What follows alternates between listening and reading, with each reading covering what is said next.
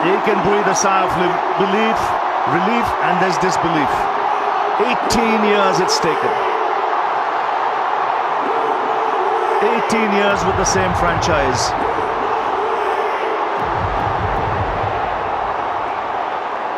And the time. दोस्तों, आप सोचोगे मैं इतना खुश क्यों? आज तो खुशी का दिन है दोस्तों, एकदम जश्न मनाने का दिन है। 17 साल का इंतज़ार आज ख़त्म हुआ है एज आरसीबी फैन और एज अ क्रिकेट फैन, एक नया विनर देखने के लिए। और इतनी खुशी हुई है कि आरसीबी मैच जीत गया है। दोस्तों, आरसीबी बेहतरीन अंदाज से इस पूरे सीज़न में खेला और उन्होंने जो इंटेंट से बैटिंग की, और ख़ास करके बॉलर्स ये जिन्होंने हमको टूर्नामेंट जिताया। आप देख सकते हैं हर मैच में कोई ना कोई अनसंग हीरो हमारा रहे। 10 अलग अलग मैन ऑफ द मैचेस में, और हम फाइनल में हमने देखा क्या बेहतरीन अंदाज से दोनों टीमें खेली, सिर्फ आरसीबी की दोनों टीम। तो 17 साल का इंतज़ार विराट कोहली का ख़त्म हो चुका है। Virat Kohli, AB de Villiers, Chris Gayle जो इस टीम में खेले थे पहले, उनका, और as AB de Villiers fan and as a RCB fan and as a Virat Kohli fan, मैं तो बहुत ही खुश हूँ। खासकर ये मूवमेंट जिसमें एबी डिविलियर्स और विराट कोहली एक दूसरे को हक कर रहे हैं, ये मूवमेंट पूरी रात मेरे को इतना एक्साइट और इतना खुश किया। बनता भी है ना दोस्तों, वो आदमी 17 साल से एक ही टीम में लॉयल्टी के साथ रन बनाए जा रहा है, अपना 110% दे रहा है। एबी डिविलियर्स, गेल भी अपना 110% दे के गए इस फ्रेंचाइजी को, उनसे जो पाया उन्होंने किया। और उसके बाद अगर वो आईपीएल नहीं जीत पाए दुख तो ये उनका मूवमेंट है, उनके लिए सेलिब्रेट करने का अपॉर्चुनिटी और सेलिब्रेट करना भी चाहिए। तो हम अभी इस मैच के बारे में बात करते हैं। तो दोस्तों, ये मैच जो हुआ इतना बेहतरीन मैच था। जैसे कि सबको पता है, दोपहर को पूरी दोपहर में अहमदाबाद में बारिश गिरी थी। उसके बाद भी मैच के दौरान बारिश नहीं गिरी, लेकिन वेट आउटफील्ड था और उसमें टॉस बहुत महत्वपूर्ण हो जाता है। और टॉस जीते थे श्रेयस अय्यर और उन्होंने लिया था बॉलिंग। जब उन्होंने बॉलिंग लिया था तब ऐसा लगा था कि हो सकता है उनके पास थोड़ा स्लाइट एज अप है, लेकिन हम जानते हैं आरसीबी 3 फाइनल खेला और तीनों फाइनल वो चेस करके हारा था। 2009 में डेक्कन के सामने चेस करते हुए हारे थे, 2011 में चेन्नई के सामने चेस करते हुए हारे थे, और 16 में सिर्फ 8 रन से चेस करते हुए हारे थे। तो दोस्तों, चेजिंग में आरसीबी तीनों बार फाइनल में आया था और तीनों बार हार गया था। तो एक दिमाग में था कि आरसीबी अगर पहला बैटिंग करता है तो एक अच्छा हो सकता है कि वो थोड़े रन्स बोर्ड पे रखें, तो वो स्कोर बोर्ड प्रेशर हो सकता है, क्योंकि सामने भी वही टीम थी जो एक भी बार 17 साल में जीती नहीं है, और उनकी टीम में थोड़ा इनएक्सपीरियंस बैटिंग लाइन था कंपेरेटिवली टू आरसीबी। तो वही हमको देखने को मिला। तो अब आ जाते हैं आरसीबी की बैटिंग के। तो जैसे कि बैटिंग में हमने देखा कि फिल सॉल्ट और Virat Kohli as always opening करने आए। फिल सॉल्ट ने ताबड़तोड़ अंदाज से एक चौका मारा, फिर उनके 16 रन पे वो पहुँच गए। उसके बाद वो सीधा मारने जा रहे थे, लेकिन वो आउट हो गए। तो उसके बाद ज़रूर लगा था कि थोड़े फंस सकते हैं। उसके बाद मयंक अग्रवाल दोस्तों देवदत्त पाडिक्कल के रिप्लेसमेंट में आया था, और वो कुछ हद तक इम्पैक्ट क्रिएट करने की कोशिश कर रहे थे, तो उन्होंने भी अच्छी बैटिंग की। उसके बाद वो आउट हो गए, यूजी चहल का शिकार हो गए। उसके बाद आते हैं पाटीदार ने भी, जैसे हमने देखा कि काफ़ी कम बॉल्स में अच्छे रन मारे।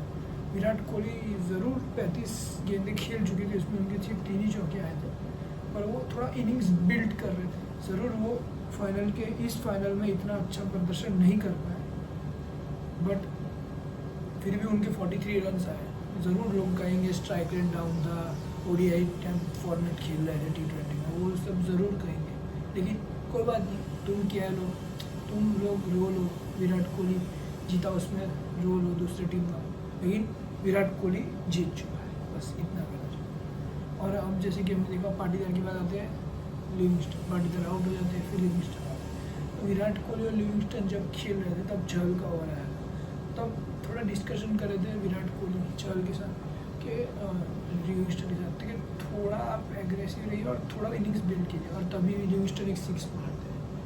तो लिविंगस्टन भी अब तक एक भी मौका मुकाबले में चले नहीं थे, लेकिन उन्होंने क्या मौका चुना और उन्होंने 2 अच्छे 6 मारे और उन्होंने भी ताबड़तोड़ तो नहीं कहूँगा, लेकिन 10 बॉलों में 25 रन, मतलब कम बॉल्स में ज़्यादा रन्स की इनिंग्स खेली।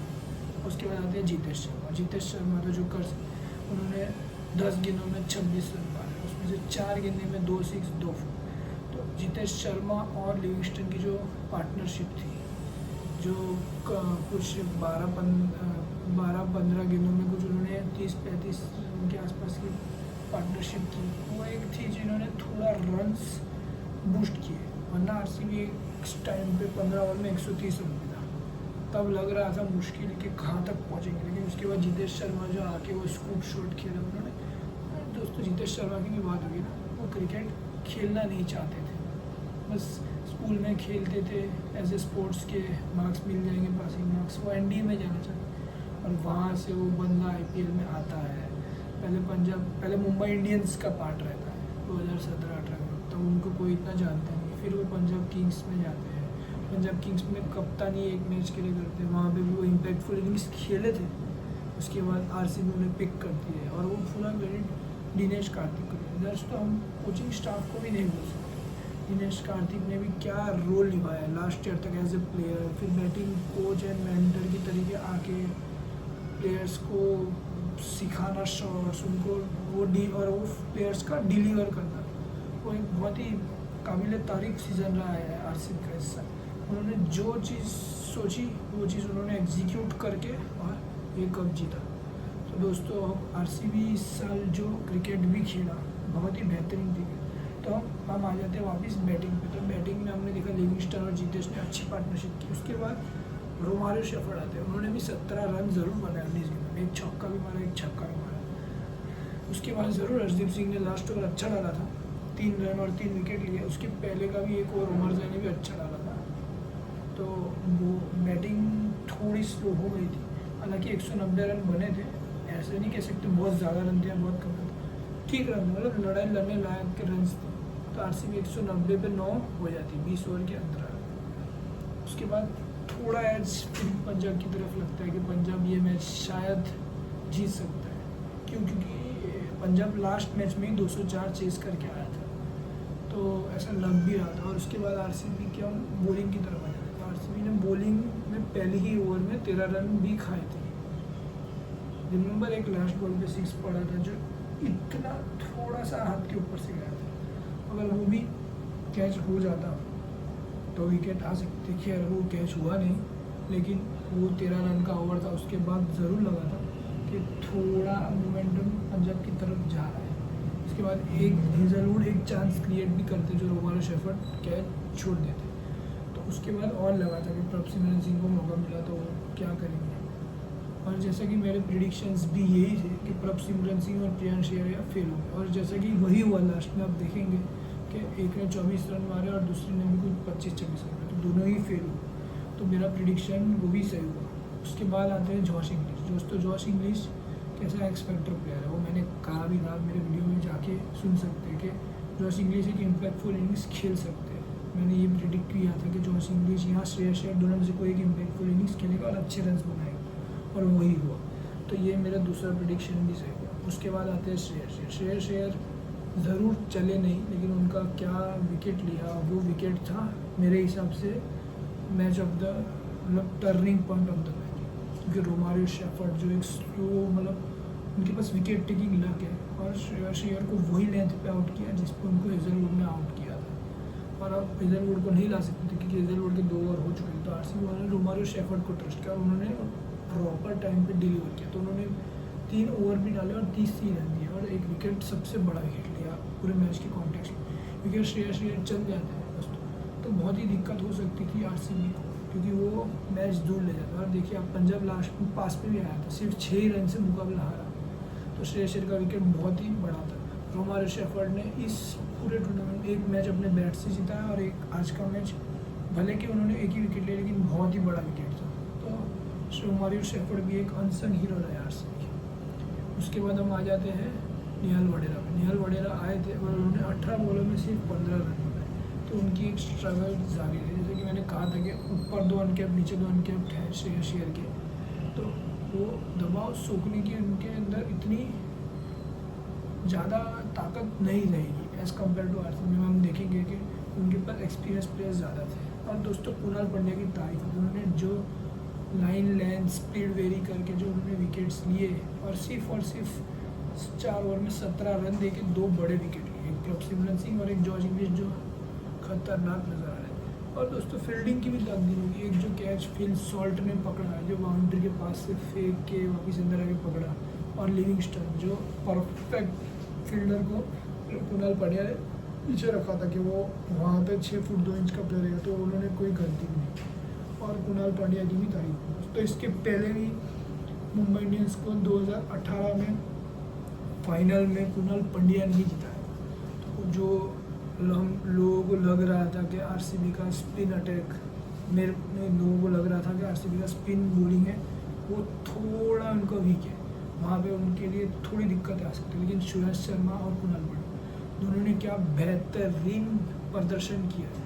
कल भी सुरेश शर्मा ने भी 2 ओवर में 19 रन दिए ज़रूर, बट उन्होंने एक ओवर काफ़ी अच्छा लगा था। उनको पहले ही ओवर में 15 रन आ गए, उसके बाद सिर्फ 4 रन। नेल वडेरा को रिवर्स मारने ही नहीं गए थे गुगली पे, तो उनकी भी दाग देनी होगी। जॉश हेजलवुड, हम लोग जो सोच रहे थे जॉश हेजलवुड कभी फाइनल नहीं आ रहा है, जॉश हेजलवुड बहुत अच्छी बॉलिंग कर रहे, उनको 4 ओवर में 54 रन्स पड़े, लेकिन उन्होंने एक विकेट भी लिया। लेकिन कल ठीक है, एक दिन का दिन नहीं था, लेकिन उसके अलावा भुवनेश्वर कुमार और यश दयाल, उनकी भी आप बॉलिंग देखेंगे तो भुवनेश्वर कुमार ने 2 बड़े विकेट लिए और यश दयाल ने 1 बड़ा विकेट लिया। और भुवनेश्वर कुमार ने क्या एक ही ओवर में 2 विकेट लिए, वो भी एक मैच टर्निंग मोमेंट था मिला, क्योंकि नेल वडेरा और स्टोइनिस तब बैटिंग कर रहे थे।